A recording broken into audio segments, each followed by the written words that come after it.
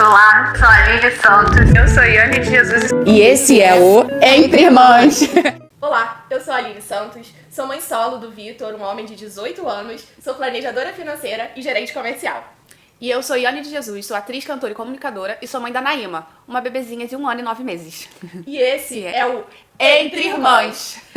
Esse podcast é uma conversa nossa que a gente sempre vem fazendo e a gente resolveu gravar para compartilhar com vocês as nossas experiências e os contrastes, né, de ser mãe de um adulto e a Yane, mãe de uma neném, a coisa mais fofa do mundo. Ela que já passou por todas essas fases, né? E é sempre bom lembrar que isso daqui é um bate-papo que fala das nossas experiências, não existem regras.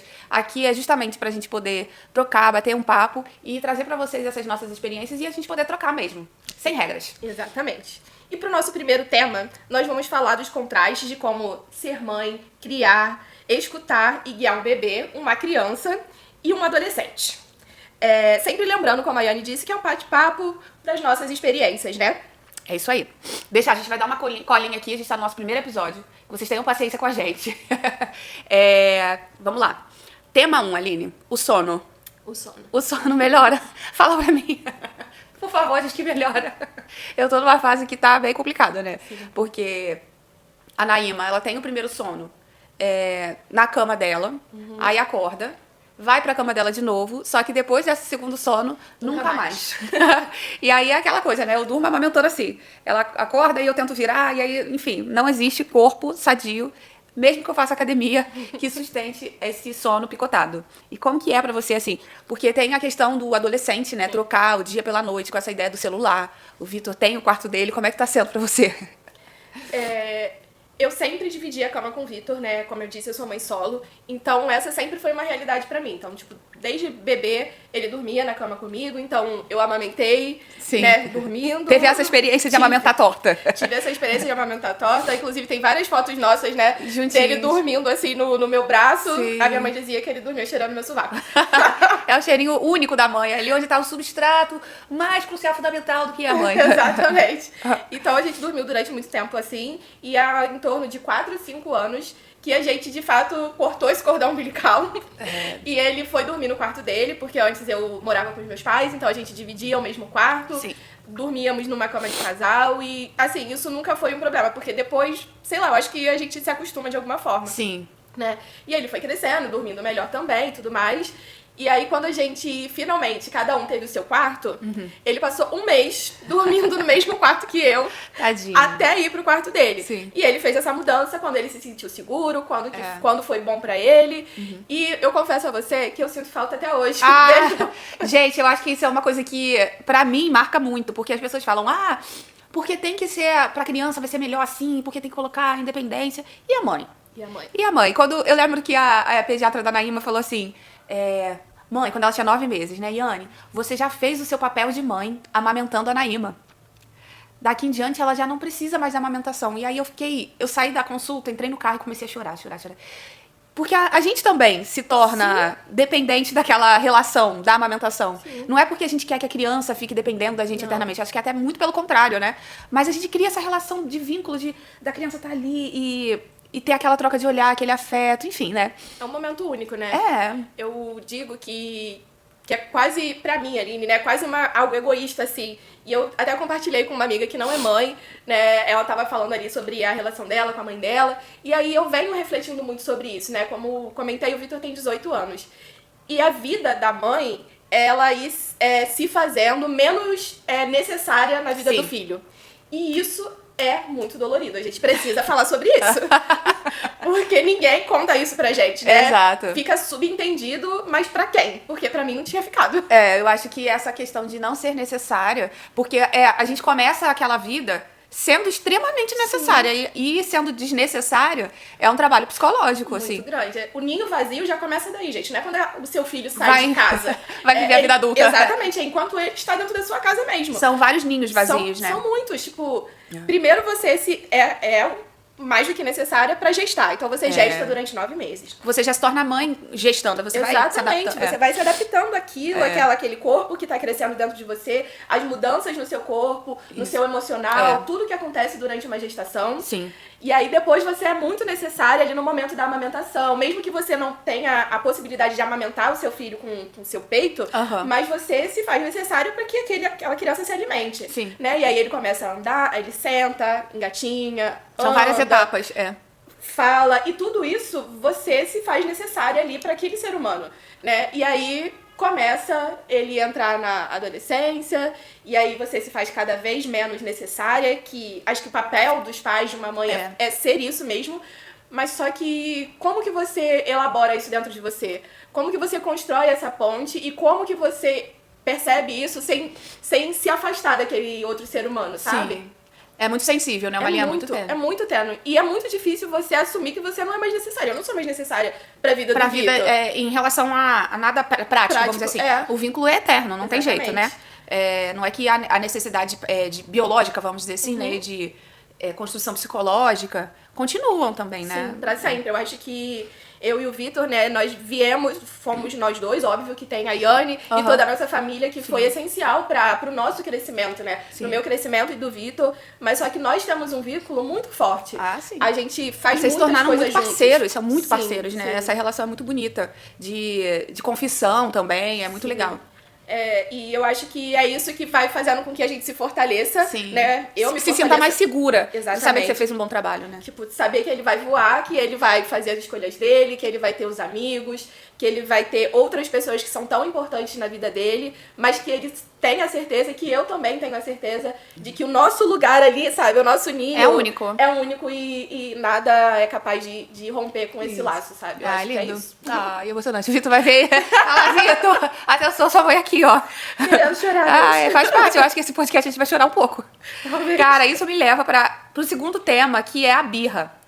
Porque a Naíma, bater a porta. O Vitor já bateu porta, Vitor? Não lembro disso. Graças a Deus, não. Porque o Vitor, ele é tão tranquilo nesse lugar. A gente fala que ele é meio fleumático, né? Que o Vitor é meio lânguido, né? Ele muito paz e amor. Tipo assim, ele é assim desde que nasceu. Gente, é uma característica dele. Ele abria presente, eu ficava assim, meus presentes rasgam. Exatamente. E ele abria assim, ó.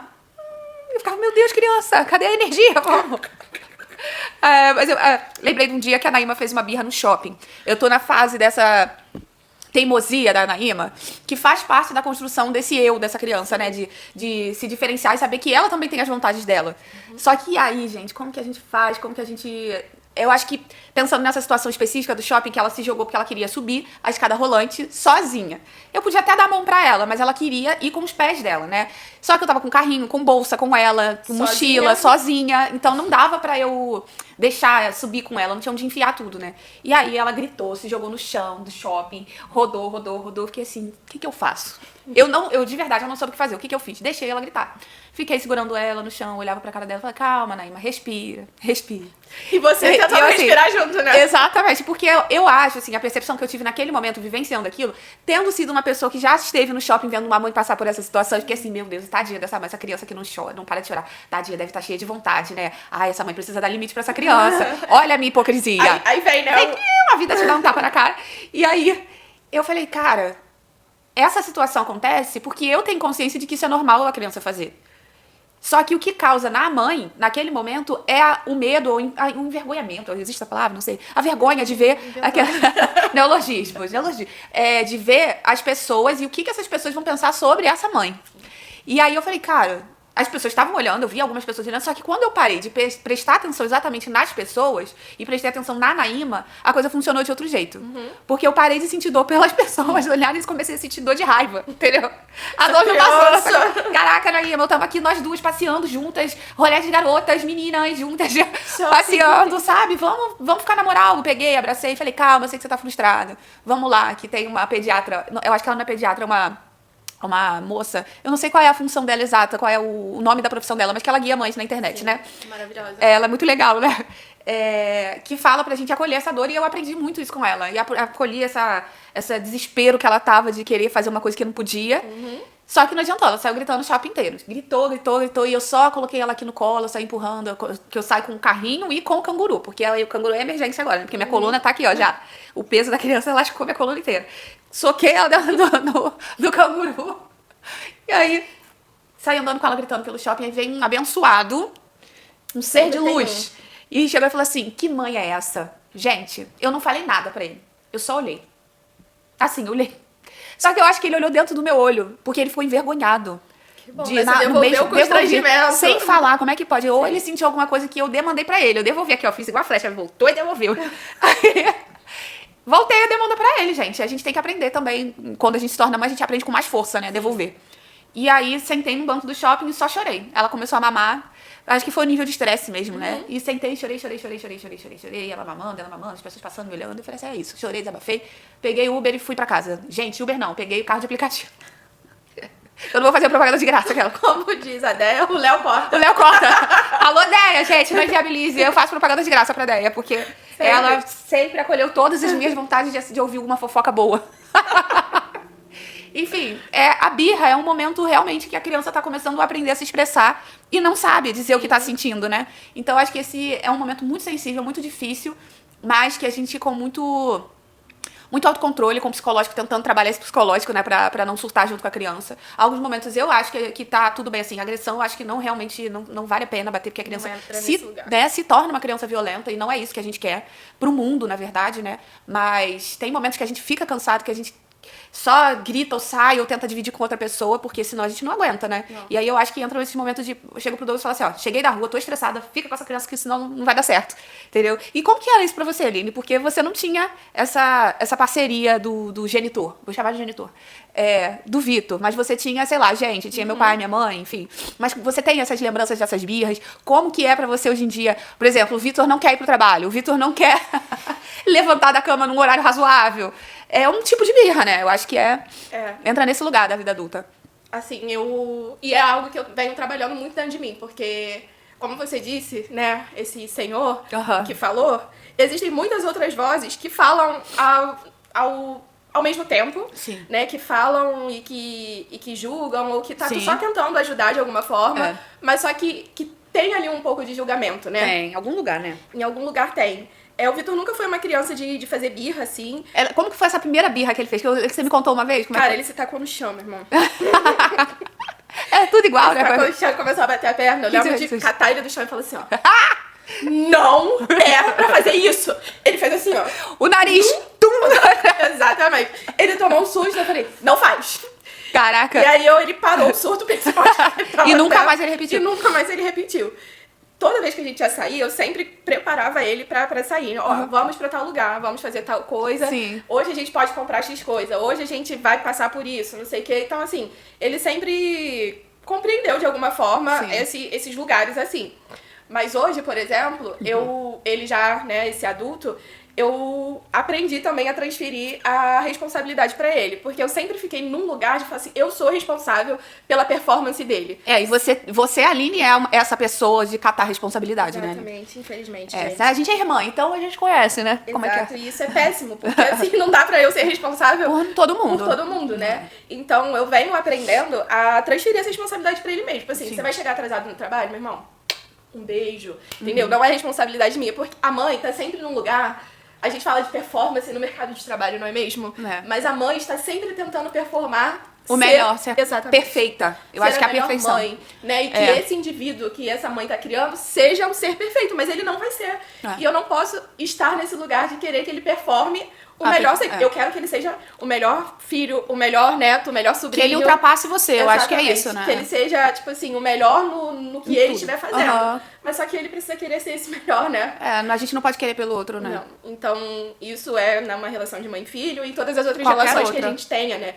Só que quando a gente tá nesse lugar de mãe, de criar um outro ser humano, a gente entra nessa noia de querer que ele seja ali o mais sinistro, né? O melhor do rolê. E ele é um indivíduo com vontades próprias, com desejos. Que já tem as próprias experiências guiaram ele também, né? Então não dá pra ficar nesse lugar. Eu acho que a gente entra agora, pensando nisso, na questão dos limites. Você já acabou falando, porque entra dentro dos seus próprios limites, né? O que é o limite dele e o que é o nosso limite, né? Eu acho que é muito por aí. Amizades é uma coisa que eu coloquei aqui de tópico, porque como que é pra você... É porque eu vivenciei também o Vitor e as amizadezinhas que ele foi tendo de criança até agora adulto. E eu vejo o Vitor sendo um pouco mais solitário. Não é que ele não tenha amizade. Ele me fala dos amigos que ele tem, que ele dialoga. Mas como é pra você entender como que são essas amizades na vida dele? O que você acha que pode influenciar, entendeu? Sim. Eu acho que a gente, de alguma forma, foi criando esse Vitor, né? Uhum. Embora seja um lugar delicado, assim... Mas eu ainda vejo ele, tipo, num lugar assim, cara, eu sou assim, eu gosto de ser assim. Sim. E a minha escolha é ser do jeito que eu sou. E por que eu digo isso? Porque ele é um jovem que gosta de rock. Isso. E que toca guitarra.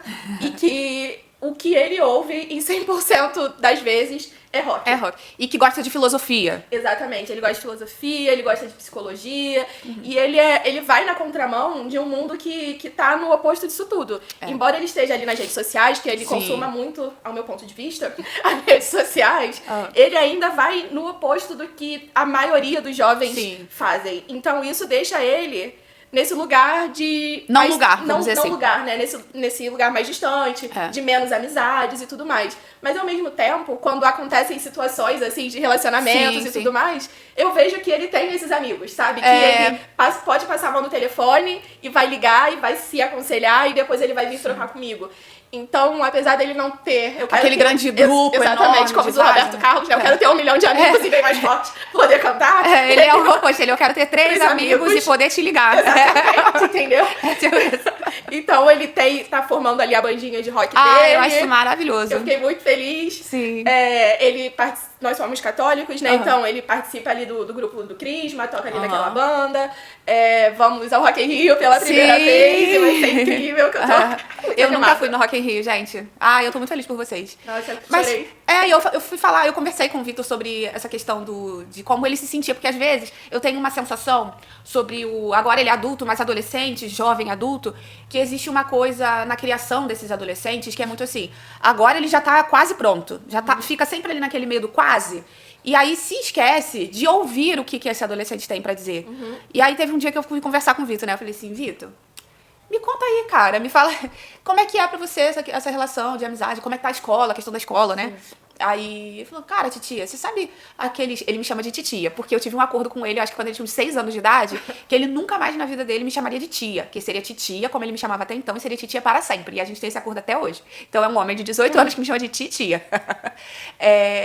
E aí ele falou, cara, é que os meus amigos querem ir pro baile, ou os outros querem ouvir tal coisa, e eu não me encaixo em nada disso, sabe, como se não existisse um lugar que eu me encaixasse. Aquilo ali eu fiquei, gente... Às vezes ele... Eu falei assim, porque às vezes eu não sei o que você tá pensando. Você bota o fone de ouvido, tá sempre com fone de ouvido, né? Sempre. All the time. Todo vestido de preto. Agora ele tá acrescentando um branco, um rosa, um lilás. E aí, eu não sei o que você tá pensando, meu filho. Aí fica essa onda red pill, né? Eu conversei com a Aline. Fico cagada de medo disso, né? Enfim. E aí ele abriu o coração e falou, porque eu não me encaixo. Eu não fui... Aí os outros diálogos que eu fui tendo com ele, ele foi me mostrando que ele é o contrário do red pill, né? Sim, que ele foi... Nossa, assustador, né? Mas, assim, é isso, a gente esquece de ouvir o adolescente. Eu acho que quando se trata de criar uma pessoa que tá nessa fase da adolescência, as pessoas tendem a achar que é tudo birra, que é tudo contrário, que é tudo nananã, né? E, na verdade, é só uma escuta mesmo, ativa. Né? Sem o nosso julgamento. Já ouvi querendo responder, exatamente. saca? É só ouvir. Eu acho que a gente sempre tem muito esse diálogo. Tipo, ontem a gente passou o resto da tarde, início da noite, né? Vendo animes. Vamos. Naruto. E aí eu tô assim... Por que esse homem tá fazendo isso? A Aline fez 40 anos anteontem, gente. Então ela já entrou na fase doenta, né? Já tá 40, 50, 60, ela já começou o que esse homem tá fazendo. Sabe o que esse homem tá fazendo isso? Não sei o que. E aí ele foi me explicando, não sei o que. Era algo que ele via pequenininho, né? E aí ele foi rever o final ali de Naruto e tal. Então a gente passou o resto da tarde, assim, vendo os animes e... Sabe quando te dá um conforto muito grande, sabe? Delícia, Aqui no Rio faz 20 graus, a gente acha que tá um frio... absurdo, europeu. nevou. Aí peguei o edredomzinho, eu falei, você não quer deitar aqui? Aí ele deitou do meu ladinho. Sim. Aí eu falei, ai, meu filho, lembra quando a sua perninha batia aqui no meu joelhinho? E a gente ficava vendo filme, comendo agora docinho. É um calango de 1,80m quase, né? É babado. Então a gente ficou ali vendo. Então são esses momentos, assim, que a gente vê, né? O quanto que esse laço tá ali firme. Sim. Que a presença um do outro é suficiente. Sim. E que isso não desconecta ele nem da gente e nem dos amigos dele, né? Nem das coisas que ele gosta. Eu acho que quando a gente é mãe, a gente passa por diversas fases. E eu vivi todas as fases do Vitor, assim, intensamente. Então, foi McQueen, foi... Falando daquele outro. Teve o Ben 10, que é a franja. Ben 10. Teve o Venom. O Homem-Aranha, quando ele faz... Nossa, ele queria muito fazer isso. Vitor, esse podcast não vai ser pra explanar você, a gente promete. Juro por Deus. Então, tipo, foram várias fases e todas essas fases eu tentei me fazer presente de alguma forma aí, tentando entender aquele universo que ele tava muito apaixonado e gostando muito e repetindo aquilo na vida dele de alguma forma, né? E até hoje, tipo, com o Metallica, o Avengers eu não sei falar o nome dessa banda, gente. Eu só falo Avengers. Pra mim era Avengers. Eu falei uma vez pro Douglas, que isso? Vai brotar o Homem de Ferro? É Avengers, né? Avengers. Sevenfold, professora Nath. Avengers Sevenfold. Eu prometo que eu vou aprender a falar isso. Então, são várias fases e eu acho que o que mantém muito a gente conectado é o meu desejo também de entender o que ele tá passando e gostar daquilo. Tipo, eu ouço rock? Não, mas muitas vezes eu acordo de manhã, coloco Metallica lá e vou acordar ele no quarto dele ouvindo Metallica, sabe? Vamos arrumar a casa? Vamos botar o Metallica. Então você põe uma música que você gosta e eu coloco uma música que eu gosto. Pra dar uma equilibrada. Exatamente. Um Pericles, entendeu? Um negócio assim. E ele ouve também, na playlist ele gosta, dele eu sei. Inclusive tem as músicas que o meu pai gosta. Oh, meu Deus. Ou seja, um Leonardo, um Pega Fogo Cabaré, entendeu? Tadinho do Vitor, cara.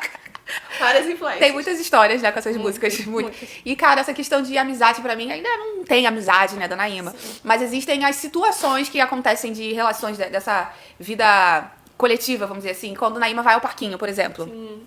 Teve uma vez que eu levei ela num parquinho na Tijuca e quando ela entrou, foi minha primeira experiência de rejeição da Naíma, né? E aí a criança não quis brincar com a Naíma. Eu falei, vem Naíma, deixa essa criança pra lá. Vem tesouro. Vem tesouro, nossa mistura que você já talhou, Naíma. Aí eu jogo uma shadezinha assim pras crianças. A maturidade de uma mãe de 37 anos. Uma criança. Eu falei assim, deixa Naíma, vem, essa criança não quer brincar com você não, vem brincar com quem seja mais interessante. Eu não deito nem pra criança, gente. Que horror, né? Horrível. Mas é porque é muito mais num lugar de criar uma autoestima pra ela também. Dela entender que ela é interessante e que se aquela criança não quer brincar com ela, vai ter outra criança que vai querer brincar. E de fato acontece, porque a dinâmica do parquinho é essa. Uma criança não vai querer compartilhar o brinquedo, outra criança não vai querer brincar com ela. Já teve criança que empurrou ela. E aí eu segurei, eu falei, meu Deus do céu. Aí já olhei pra mãe, a mãe não pode empurrar, não sei o que. Eu falei, mas eu não sei o que vai acontecer se uma mãe não falar, entende? Dentro da experiência que eu já tive, eu só tiro a Naíma de perto, sabe? E tento conversar, falar, Naíma, as dinâmicas com as outras crianças vão ser diferentes, vamos pra lá que a gente vai encontrar um outro lugar mais legal pra você brincar, pra mostrar pra ela que ela pode ter outras referências, que não vai existir só pessoas que rejeitam ou só pessoas que te batem, sabe? Pra construir esse psicológico com uma autoestima, né? E aí é engraçado, porque toda vez que ela coloca uma roupa, faz alguma coisa, eu falo, que linda, minha filha, você é muito linda. E aí teve o aniversário da Aline agora, e aí teve a filha de uma amiga da Aline, e ela viu a Gabi, né? E ela ficou assim, você é linda, porque ela tá tocando assim no rosto dela, a sua roupa, você é linda, você é linda. Então acho que de alguma forma essa relação de construção de amizades vai gerando reflexo dentro do que a gente fala mesmo. A gente tem que entender que a palavra tem força, né? E eu acho que eu tô vivenciando mais essa experiência de parquinhos, porque a Naíma ainda não vai pra creche, não vai pra escola. A minha intenção é botar só com 3 anos, né? Vamos ver se vai dar certo.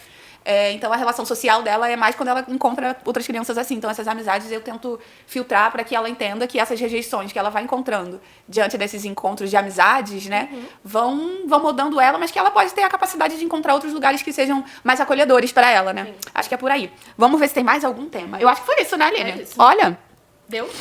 A gente teve um episódio inteiro, nosso primeiro episódio, Aline. Ai, gente, é muito legal perceber esses contrastes entre infância, adolescência, vida adulta e como as coisas se repetem, como as coisas vão dando certo, a gente erra, mas a gente acerta. E o interessante, o importante é a gente não criar uma cobrança, uma autocobrança violenta, né? Porque a gente tem o contraste com os nossos pais, de como eles foram com a gente. E eu vi um psicólogo falando ontem num programa de TV sobre culpa e responsabilidade, né? Você chegou a ver esse vídeo? Eu não sei se você chegou a ver. Eu vi que você postou, mas eu não vi tudo. E aí, quando a gente entende a culpa da coisa, né? Tipo, meu pai fez isso, minha mãe fez aquilo. Quando a gente olha para aquilo e se responsabiliza, hoje em dia, por saber que aquilo não era o ideal pra gente, a gente devolve pro mundo, pros nossos filhos e principalmente pra nós mesmos, uma relação de responsabilidade e de mudança desse cenário. Se a gente, por exemplo, recebeu violência, a gente gera acolhimento. E isso é a grande graça da vida, que a gente pode transformar a existência nossa para os nossos filhos, porque no fim das contas é a gente que tem que estar bem, pro filho estar bem, né? Sim. E as coisas podem mudar, a gente repete coisas, situações que são muito parecidas, vocês vão ver situações aqui que vocês vão falar, nossa, aconteceu comigo também, mas como a gente reage a isso é que é a grande graça, né? Sim. Eu acho que a nossa vida, né, a gente precisa estar sempre nesse lugar, não de culpa, mas de falar, tá, eu fiz isso, aconteceu isso, e como que eu posso agir diferente diante disso? Né? Quando a gente não tem essa autoconsciência, quando a gente só se deixa passar pelas situações da vida e a gente não reflete sobre aquilo que tá acontecendo, a gente não consegue crescer, a gente não consegue evoluir. Sim. Tem uma filósofa, a Lucy Helena, eu gosto muito de ouvir as coisas que ela traz, né? E ela fala muito sobre essa questão de situações se repetirem na nossa vida. Uhum. E talvez, não sei se sempre, mas quando situações se repetem, a gente precisa entender o porquê que tá acontecendo isso de novo, né? Tá, e o que eu faço com isso? Pra que essa situação ruim, né, vamos botar nesse lugar, não aconteça de novo, né? Então, acho que quando a gente olha pra esses lugares, né, pra essas dores, sim, a gente consegue tirar algo daquilo e fazer diferente na nossa vida. Nós fomos, né, criadas no mesmo lugar, pelos mesmos pais, temos a mesma família, mas apesar disso, temos vivências diferentes, né? Bastante, de lugares, né? De situações. E isso reflete em quem nós somos e como a gente olha para esses lugares. Sim. Então, isso faz com que a criação da Iane seja diferente com a Naíma, a minha criação com o Vitor seja diferente, em como a gente quer também que isso tudo aconteça. Sim. Então, acho que esse podcast também é um pouco dessa reflexão que a gente faz sempre nas nossas vidas. Nas nossas conversas, né? É isso, gente. Espero que vocês estejam com a gente aqui. Esse programa é semanal. A gente vai tentar fazer. É muito difícil a vida das mães que trabalham, que, enfim, tem todas as demandas da vida. Mas estaremos aqui semanalmente. Deixe seu comentário, deixe a sua sugestão de debate pra gente trazer aqui, que vai ser muito importante pra gente também. E é isso. Espero que vocês tenham gostado. Obrigada por estarem aqui com a gente, estejam com a gente. Acho que esse podcast é um pouco de um desejo meu, da Iane, né, de falar sobre as nossas experiências, sobre aquilo que perpassa na nossa vida e de coragem também, né? Porque tem que ter coragem pra botar a cara na internet, gente. Botar a cara no sol. Então, estejam aqui com a gente. É um convite de duas irmãs que tá aqui muito feliz de compartilhar com vocês. É isso. Um beijo. Beijo. Gravou tudo.